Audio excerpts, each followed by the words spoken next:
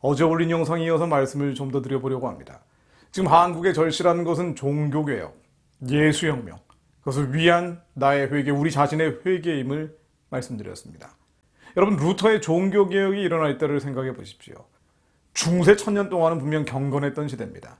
그러나 다른 한편으로는 하나님의 이름으로 온갖 악행들이 저질러졌던 때이기도 합니다. 11세기에서 13세기까지 진행된 십자군 전쟁은 성지 회복이라는 명분 아래 가려진 잔혹극이었습니다. 십자군은 성지 회복 대신에 하나님의 이름으로 무슬림과 함께 유대인 학살을 반복했죠. 버트란트 러셀은 십자군 이전의 유대인은 유럽 전역에서 동양 물품의 무역을 거의 독점했지만 십자군 이후 유대인을 박해한 결과 무역의 대부분은 그리스도교도, 즉 로만 카톨릭이 장악했다고 말합니다. 요컨대 세상 권력을 위해, 세상 권세를 위해서 히틀러의 홀로코스트에 필적하는 악행을 자행했다는 것입니다. 이것은 유대인이 복음을 접하지 못하게 만들고 그들로 하여금 프리메이슨 같은 반기독교 인본주의 흐름에 천착하게 하는 도구가 되죠. 하나님의 이름을 망령되이 일컬으면서 사단의 쓰임을 받았던 셈입니다. 1212년에는 어린이들을 중심으로 십자군이 만들어지기도 했는데요. 이들은 아프리카의 노예 상인에 팔려가기까지 했습니다. 중세 종교재판 역시 유대인과 정치적인 반대자, 심지어 은사자들을 고문하고 살해하는 도구가 됐습니다. 이 금습한 재판은 공산주의 인민재판처럼 끔찍했습니다. 역사책에 나온 기록들을 제가 조금만 인용해 봅니다. 물 끓는 솥에서 돌멩이 반지를 꺼내고 상하지 않으면, 즉 다치지 않으면 무죄, 상하면 유죄. 뜨거운 쇠를 들고 걷고 나서 다치면 유죄, 안 다치면 무죄. 양손을 묶어서 물속에 던진 뒤에 물에 뜨면 무죄, 가라앉으면 유죄로 인한 즉결 처형. 중세시대 종교재판을 통해서 곧 하나님의 이름으로 살해된 사람들은 통상 150만 명에서 200만 명 이상으로 추정이 됩니다. 1000만 명 이상으로 추정하는 학자들도 있습니다. 말 그대로 제노사이드, 대량 학살 수준이었습니다. 그 중에 마녀 사냥으로 죽임당한 사람들은 50만 명에 달한다고 합니다. 마녀가 50만 명이나 있었다니요. 아니죠. 방언을 한다거나 환상, 계시, 예언의 은사가 있다거나 괴짜 과학자들, 인본주의자들, 그리고 돈은 있지만 나라가 없던 유대인들이 불태워졌습니다. 그게 마녀 사냥이었죠. 그리고 이 가증한 일들을 주도한 로마 카톨릭은 철저하게 썩어갔습니다. 중세 교황들은 정부를 두는 일이 많았는데요. 스페인의 건달로 불리는 교황 알렉산더 6세도 여러 정부를 통해서 사생활을 낳았고 당시 수도원은 동성의 소굴로까지 타락해 갔다고 기록되어 있습니다. 급기야 돈을 받고 죄를 사해주는 면죄부를 팔기 시작했죠. 그렇게 치부를 하기 시작한 겁니다. 악에 대한 저항은 항상 두 가지 형태를 취하곤 합니다. 하나는 인간의 방식, 인간적 방식이고요. 다른 하나는 주림의 방식, 하나님의 방법이 있습니다. 로마 카톨릭의 타락은 14세기경부터 그리스 로마의 인본주의를 통해서 기독교를 극복하자, 기독교 이러면 안 된다, 아예 기독교가 없는 게 낫겠다는 르네상스 운동을 만들어냅니다. 하나님의 이름으로 빚어진 타락을 없애기 위해서 하나님의 이름 자체를 지우려는 것이었죠.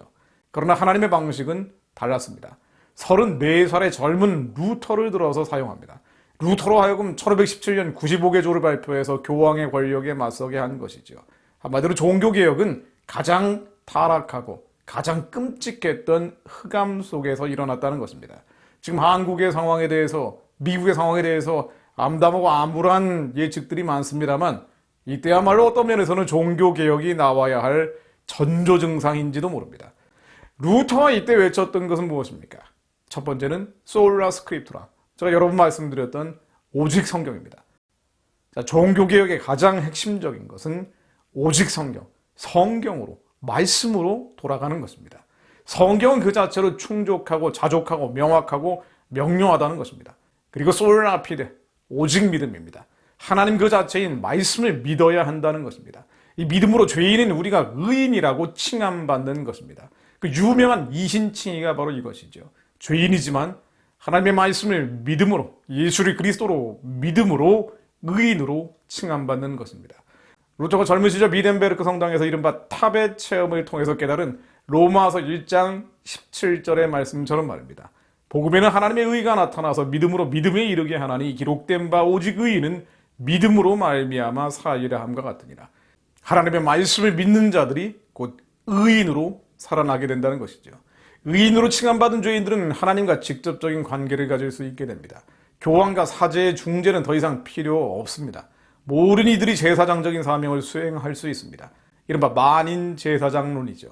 드디어 하나님의 선하고 기쁘고 온전하신 뜻을 이룰 수 있게 됩니다. 죄인이기 때문에 우리의 타락한 죄성들로 인해서 저주받고 심판받던 인생은 더 이상 없습니다. 나 같은 것이 어떻게 나라와 민족과 열방을 위해 기도하느냐? 그런 건 없습니다. 이제 의인으로 칭함받았기에 아버지의 뜻을 하늘에서처럼 땅에서 이룰 수 있게 됩니다. 제사장적인 사명을 감당할 수 있게 됩니다. 주님의 일은 더 이상 교황, 사제, 이른바 주의 종만 하는 것이 아닙니다. 학자들은 이것을 성 속의 중세적 이분법을 거부했다고 평가합니다. 세속 영역이 신성화됐다고도 말합니다. 사실 어려운 말을 인용할 필요도 없고요. 성령께서 우리 심령 안에 오셔서 착한 일을 시작하셨기 때문에 모든 이들은 하나님의 부르심이 있다는 겁니다. 하나님의 택하심이 있다는 겁니다.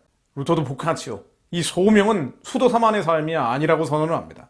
수도사의 일이건 집안일이건 우리의 주어진 환경과 상황은 하나님이 우리에게 맡기신 사명이라는 것이죠. 거창하고 그럴싸한 이 거대 담론만 주님의 일이 아니고요.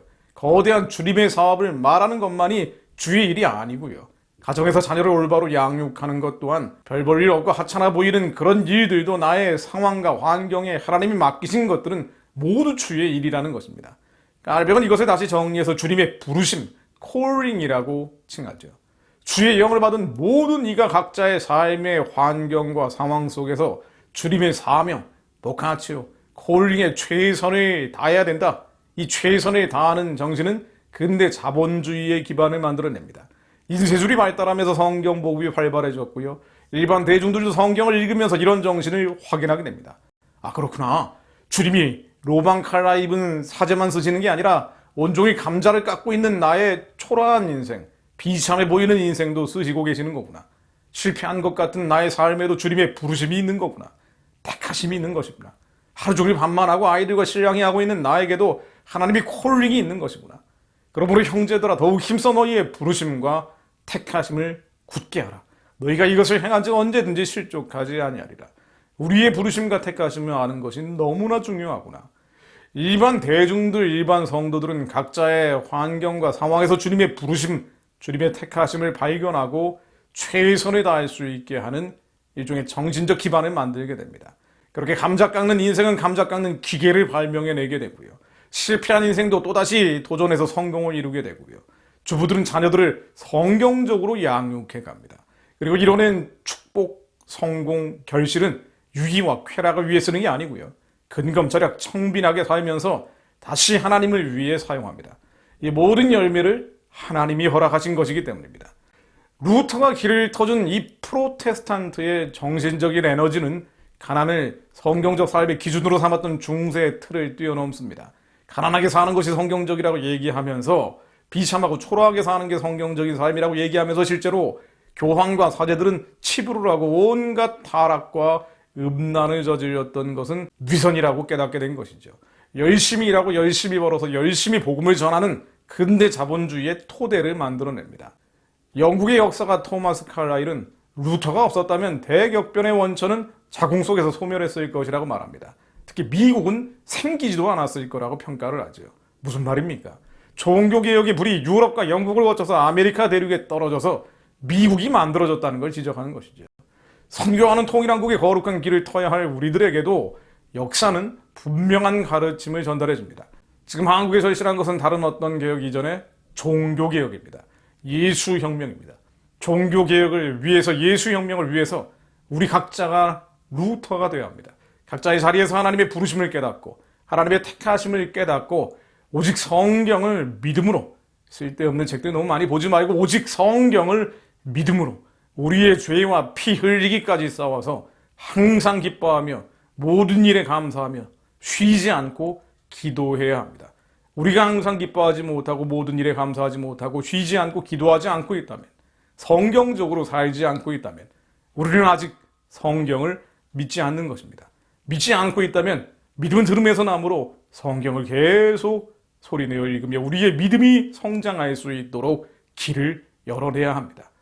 그때 탑의 체험처럼, 루터가 경험했던 탑의 체험처럼, 이승만이 한성 감옥에서 경험했던 강렬한 성령 체험처럼 우리 심령 가운데 우리 온몸을 휘감는 영적인 감동이 오게 될 것입니다. 그때 하나님의 부르심과 택하심을 온전히 이행할 수 있는 강력이 우리 심장 가운데 들끓게 될 것입니다. 에베소서 1장 16절 말씀 읽고 기도하고 마무리합니다. 내가 기도할 때 기억하며 너희로 말미암아 감사하기를 그치지 아니하고 우리 주 예수 그리스도의 하나님 영광의 아버지께서 지혜와 계시의 영을 너희에게 주사 하나님을 알게 하시고 너희 마음의 눈을 밝히사 그의 부르심의 소망이 무엇이며 그의 부르심의 소망이 무엇이며 성도 안에서 그 기업의 영광이 풍성함이 무엇이며 그의 힘의 위력으로 역사하심을 따라 믿는 우리에게 베푸신 능력의 지극히 크심이 어떠한 것을 너희로 알게 하시기를 구하노라. 하나님, 우리가 이 캄캄하고 어두운 종말의 때 하나님 아버지 주님의 부르심과 택하심이 어디에 있는지, 주님의 부르심의 소망이 무엇인지, 주님의 이 기업의 영광의 풍성함이 무엇인지, 하나님의 강력히 역사하시는 것이 얼마나 놀라운 것인지 우리로 깨닫게 하시고, 우리 상황과 환경에 눌리며 낙심하고 낙담하고 절망하는 것이 아니라 하나님의 선하고 기쁘고 온전하신 뜻을 이루어가는 주님의 제자들, 예수 그리스도의 제자들이 될 수 있도록 하나님 저희들을 사용하여 주옵소서. 그것을 위해 저희들에게 지혜와 계시의 신을 부어주시어 성령 충만하여 하나님의 착한 일을 도모할 수 있게 하옵소서. 예수 그리스도 이름으로 기도드립니다. 아멘.